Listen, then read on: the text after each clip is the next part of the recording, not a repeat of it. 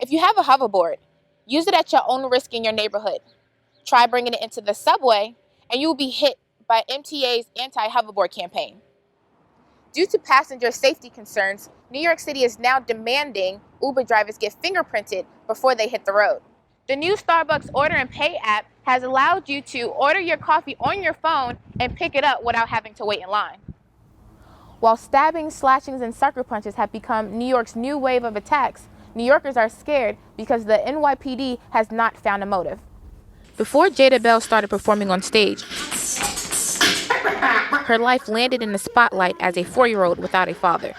50 shots! 50 shots! Shame! Shame! Her dad is Sean Bell, who was infamously killed in Queens in 2006 when 4 NYPD officers opened fire on him and his 2 friends the day before he was set to be married. When I was young, I just thought that everything was just happiness, and then once my dad passed, I saw the truth. Bell says losing her dad at that age caused her to isolate herself until she started dancing at DeVore Dance Center in Jamaica.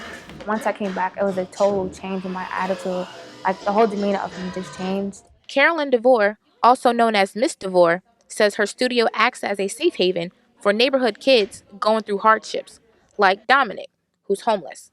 I danced ever since I was in my mom's stomach, and ever since I came out, I always been coming to DeVore and progressing my life to dance. People say, oh, you're a sucker, you're too nice, you're too this. But it's just, that's instinctively for me, I give and I help. That's how my mother raised me. It's also a place of hope. Devon Gorman's husband was murdered last year in broad daylight. Since his death, both of her children won't speak unless they are here and in the dance studio. This is an extended family.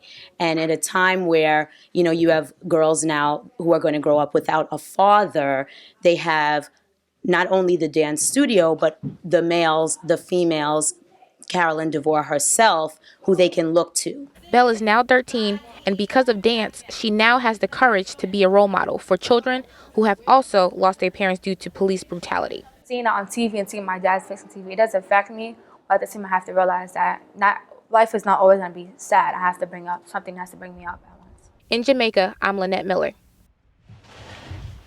Meet John Roosevelt. He's lived here on 197th Street for 55 years, and since 2012, he's been battling with an unwanted guest. This is the tree, and see all the damages it's causing here? It's an overgrown tree that sits right in front of his house. From here, all the way down to here and down here, is going into the yard. It's going into my yard. Back in 2012, the city's Department of Transportation issued him a summons, claiming the sidewalk was unsafe. Roosevelt says it was going to cost him $1,400 to replace. I can't afford to pay $1,400. I'm on a fixed income. So he called the Parks Department because the tree causing the problem is the city's responsibility. The Parks Department came around and they inspected and they acknowledged that it was the city's problem to fix the tree and the sidewalk. And they gave me a number 59 out of 100, that they was going to come back and do the job. The Parks Department sent him a letter saying they'd respond. 4 years later, still nothing. They never got back to me, and this is 2016. Mr. Roosevelt's neighbor has the same problem.